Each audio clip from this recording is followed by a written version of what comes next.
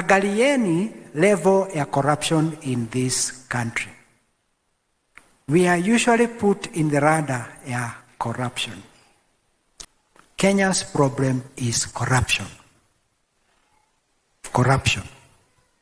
Ufisadi. Now, corruption in the Bible is rottenness. Kuoza. Ladies and gentlemen, welcome back to the analysis of YOLENO TV. I hope you're well from wherever you watch this channel. William Ruto today attended a church service at ACK Emmanuel Church in Bahati Parish in Makadara. So Ruto was accompanied by Nairobi Governor Johnson Sakaja, Makadara Member of Parliament George Aladwa, and other leaders allied to UDA. So in this church session, the bishop of that parish told William Samoei Ruto something that nobody would have expected he would say. And he said that the biggest problem in Kenya is not paying tax. That is not the problem.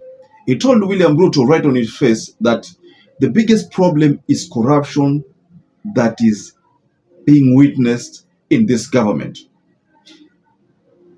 The bishop could not have missed his word in this meeting, so he seized the opportunity to advise William Samoei Ruto on that problem.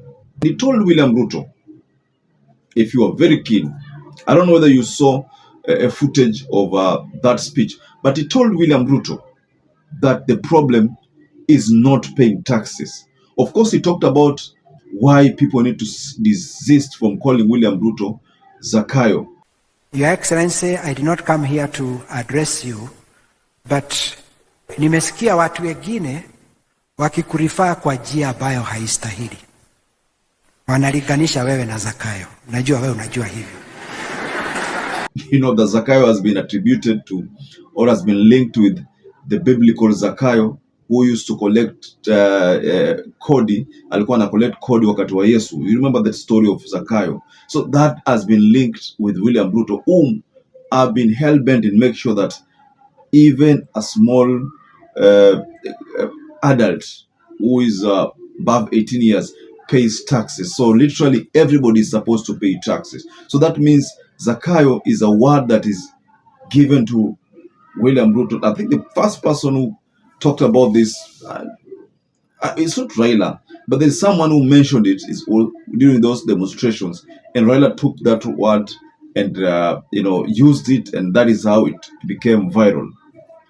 So I want us to go to this statement by the bishop talking about the corruption that is being witnessed in this regime. So before I share that video, please take 1 second and subscribe to this channel, like this video. You can also share this video. Those who supported us before, thank you so much for that support. So the bishop told William Samoei Ruto this.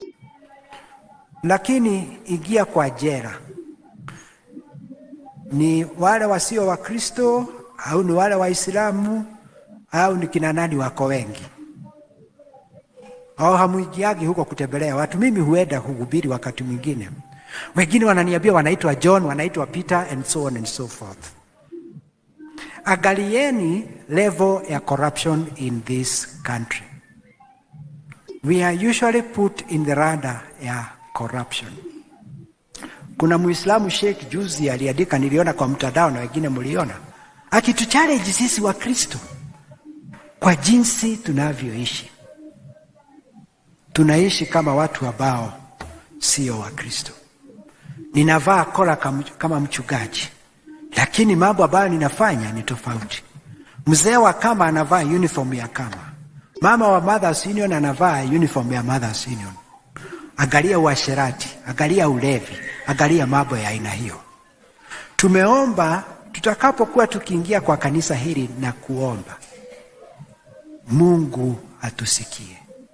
Kama kuna wakati tunahitaji kumuomba Mungu atusikie. Your Excellency, I did not come here to address you, but nimesikia watu wengine wakikurifaa kwa njia ambayo haistahili. Wanalinganisha wewe na Zakayo. Najua wewe unajua hivyo.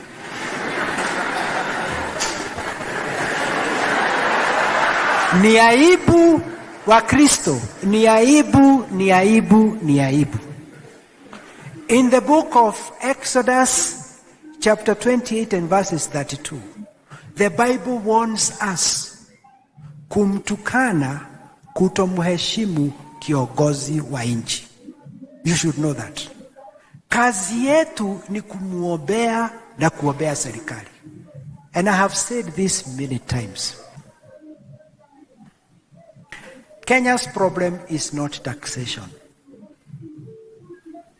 Shida ya Kenya si kulipa kodi. Kenya's problem is corruption. Corruption. Corruption kwa Kiswahili ni nini? Ufisadi. Now corruption in the Bible is rottenness.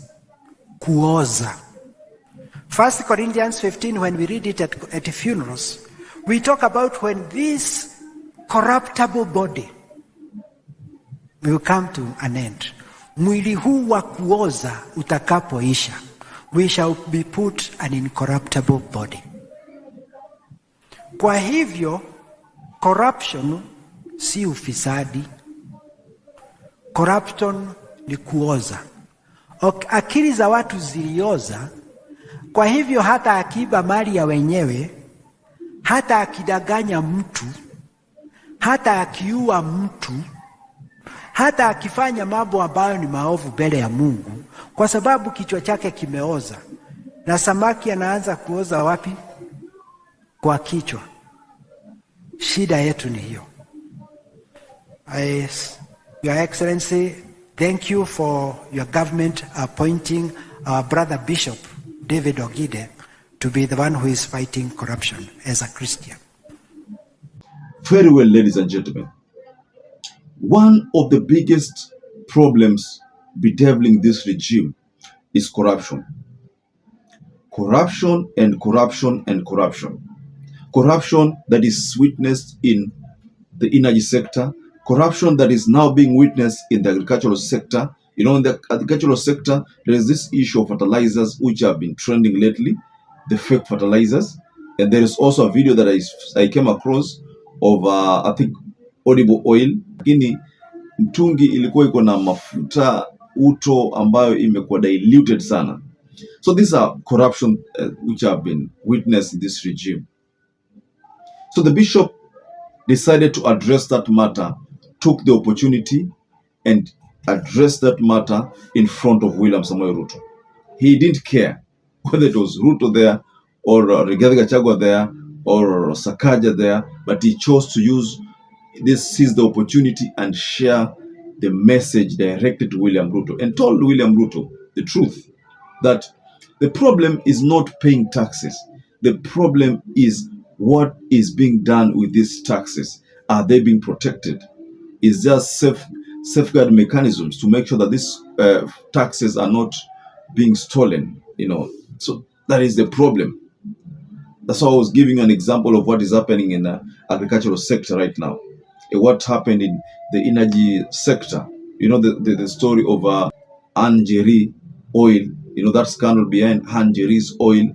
There is also this scandal of sugar, scandal of edible oil that was linked to Moses Kuria. So many corruptions have been witnessed in this regime. And many people have talked about this.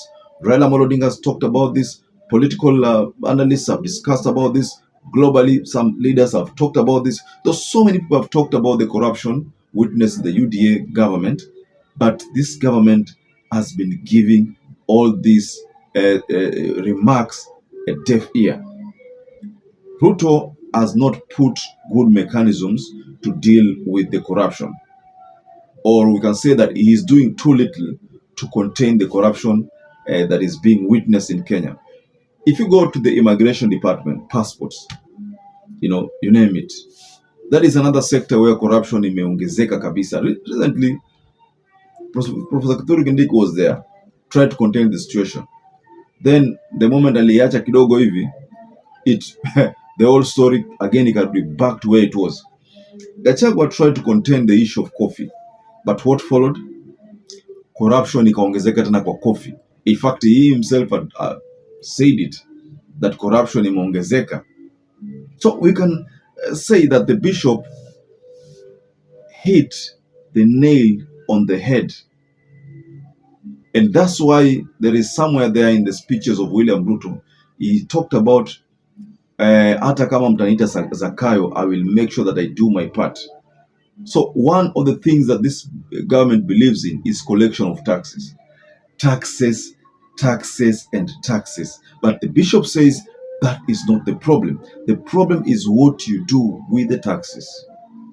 So, ladies and gentlemen, I'd like to rest my case there. But what do you think about this statement that has been given directly, channeled at William Ruto to think about the issue of corruption, stop corruption in the government, and stop overtaxing? It's telling William Ruto that the problem is not taxing people more. The problem is dealing with the monster. The monster in this case is the corruption. So, ladies and gentlemen, I'd like to rest my case here. But what do you think of this message from the bishop telling William Ruto that what you need to do is to stop corruption? So perhaps if you're watching this video and have not subscribed, take 1 second and subscribe. Like this video. So until you catch up again, stay safe and stay blessed.